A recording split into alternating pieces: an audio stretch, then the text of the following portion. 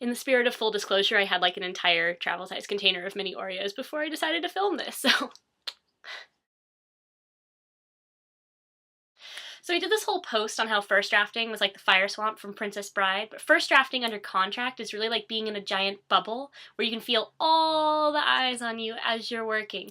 And first drafting under contract for a book that you originally dreamt up like 2 years ago and then changed a whole bunch of things is like writing in a bubble with all the eyes on you and twice the voices in your head like, why aren't you doing it this way when you did it this way the first time and it worked? And you have to calmly explain to the self-doubt RUSs that while some of the things might seem the same, it's a totally different book now and they have to sit down and shut up and let you think. Basically, writing is hard. Writing is hard no matter if you're first drafting something, you know, that's like a simple concept and it just pours out of you. It's still hard. And it's hard if you're working with a project that you thought you knew and are now reimagining and you realize that you don't know it or you don't know its new incarnation of it. And writing is hard when you've been doing it, I'm pretty sure, for like 10 years. Obviously, I'm not there yet, but I imagine 10 years from now, it's still going to be hard. I have decided that I should probably take up something like baking or bookmaking or woodworking, something that involves my hands, something that I have to focus on, but I don't have to juggle worlds with, so that when I get really stressed about writing, I can disappear into that instead of disappearing into Twitter, which is a really public place.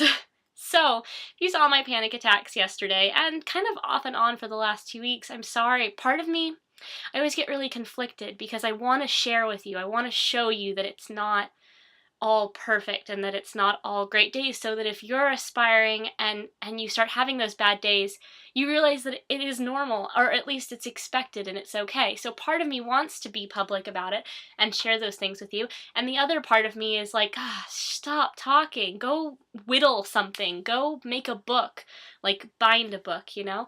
So I don't know, I'm sorry that things were a bit crazy yesterday. I feel like maybe I shouldn't be so public about it. Sometimes it's an overreaction and I'm tweeting it up. Yesterday was not one of those days. Yesterday was actually a really stressful day. But it happens and it's part of the process. Sometimes you gotta step away, you gotta go for a run, you gotta go for a walk, you gotta eat a travel-sized container of mini Oreos. You do whatever you gotta do. So, moving on, I wanted to show you my room real fast. Not gonna take very long because it's a very, very small room. Let's do it. Okay. Let's back out the door so you can get a full view. This is my room. Yeah, it's pretty basic. So if we walk into my room, look, desk, bed, things hanging, other desk. It's pretty small, but I felt bad because the other day when we did the house tour, it really creeps me out to have part of my reflection there. When we did the house tour, I was like, no, you can't see inside my room because it's really messy. So I actually cleaned up a little bit today. You probably can't tell because it's so small, but anyway. So this was a short random video to say, first up, I want to say, not first up, I guess it's the end of the video now, but thank you for all of the congratulations online regarding the book that's currently trying to eat my soul. And I have no doubt that with your support and my Cupcake Shake stress ball, I will get through this and there will be a book. There will be another book.